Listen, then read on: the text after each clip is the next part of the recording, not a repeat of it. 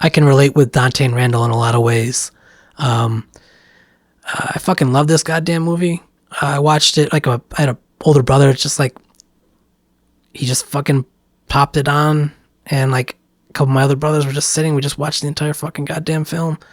As a nerd, as a dork, geek, it's fucking the dialogue's awesome. Talking about Star Wars and shit. It also, it's very minimal. You know what I mean? But things happen. There's a lot of action that does happen. But at the same time, though, it just commentary. It's commentary on fucking modern life struggles. Like, as someone who wants to be somebody, but like just doesn't know what to do. Just like that, the lethargicness of just not being sure, just like in not knowing what you want to do, like not having really much meaning. I mean, so like, with Dante, he's fucking throwing a lot of it into relationships and shit like that's gonna be like the fucking answer. And clearly, I mean, the answer is like fucking within. And on the other side, we got Randall, who's, he's just as equal as a fuck up, but like in as thick of a skin and shell he has. I mean, underneath he is a soft guy. He does get hurt by words, but he's also, he's just I guess developed ammunition or an attack or a defense against people that have problems with his lifestyle. And I mean, this is a guy that, once again, very similar in the shoes of Dante, but obviously maybe not as much of a ladies' man. But he's just very seemingly okay with his life. I mean, he gets to hang out with his friend all the day. He gets to talk, and I'm sure they don't. It happens all in one day. But I'm sure they go out to movies. I'm sure they do. Obviously, they talk about Star Wars and shit. I'm sure they spend a lot of time, and it's just like. Whereas Randall is just totally, obviously, maybe it's not the end state or whatever, but like at the same time, though, like, they, with the series, by the third movie, I mean, like they fucking now own the Quick Stop, or the convenience store that they started working in. So, I mean, it's just like that.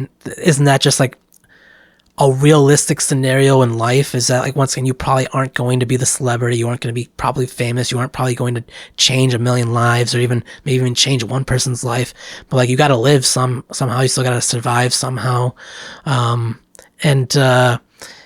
is a college dropout, just someone, once, like, there's so many people that, like, because there's plenty of cashiers, there's plenty of fucking, like, just really, once again, like, they go into it with Clerks too. They got fast food, and there's plenty of people that are, frankly, I mean, like, without these people, like, maybe not even the convenience, like, society would fucking collapse without these kind of, like, I mean, even despite them, despite anyone being able to take these jobs, and that maybe, I mean, even talking about in modern day, like, maybe robots will one day, and we already have like self checkout and stuff.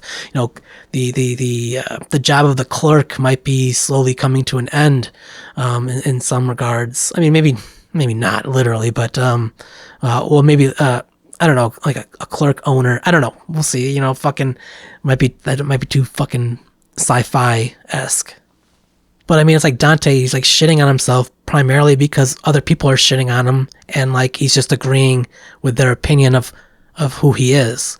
And Randall being like, once again, just like, that is kind of like rubber and glue, kind of like, it doesn't usually stick. And even if he does get hurt, he seems to, once again, eventually get over it, whereas Dante just brews in it. And once again, I mean, I can relate very much so with both of these characters, and in various different ways. Like, I mean, the funeral, for example, I mean, is that like, it could be just like Randall fucking around, or that's just like literally the slightest show of someone who wants to be involved, who wants to be accepted and fit in, and be able to, once again, just be a part of the community, even though for the most part it seems like he's a bit of a recluse, or like a shut-in. I mean, despite being fucking friends with Dante. I mean, realistically, we don't know how many friends they have. We just know that they went to high school, they went to some college, and and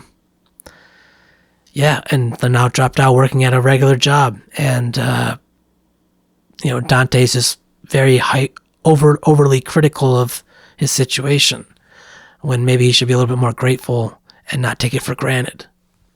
And so, along with, obviously, it's a comedy, but the dynamics or the social political affairs that happen amongst friends, but also amongst relationships, and one's willingness to search for happiness despite, once again, not seeing what he or they have in front of them. And I'm sure most of the days, they do talk about like fucking pop culture stuff and shoot the shit, because that's what else do they have to fucking do. Eventually you run out of fucking life events, especially if you've been friends for however long they've been friends for. And then eventually, fucking the pop culture shit goes away, and like you're just left with your thoughts. And clearly Dante is not happy with his situation. And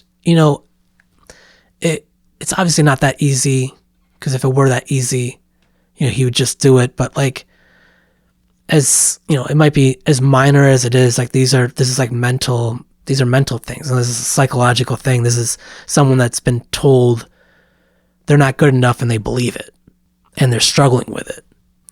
And there could be some sympathy or empathy, and of course there could be complete apathy at any point in time when someone complains or talks about it or mentions it. But it is a real thing. And in terms of like the actual series and these characters, like it takes like over like at least a decade before they figure out what they want. And it wasn't like some grand epiphany that like popped up randomly at some point. It came through trial and error, especially at the site of error. It ends pretty messy, but there is definitely some resolve or resolution. And, I think Dante is able to at least come to somewhat terms with his life by the end of the movie. As much as the movie focuses on relationships, it definitely is, I think, a movie about friendship. Besides, like, identity and acceptance. And maybe even patience. The soundtrack is phenomenal. There's sometimes where I'll just literally fucking put the entire soundtrack on and listen to it from front, beginning to end. So front to back. Anyway, very funny movie. Plenty of fucking references. 37 in a row. You also get the origins of Jay and Silent Bob. Fucking timeless. They're all timeless characters, but like, these guys are fucking like fourth wall breaking. No Time for Love, Dr. Jones, Snoogans.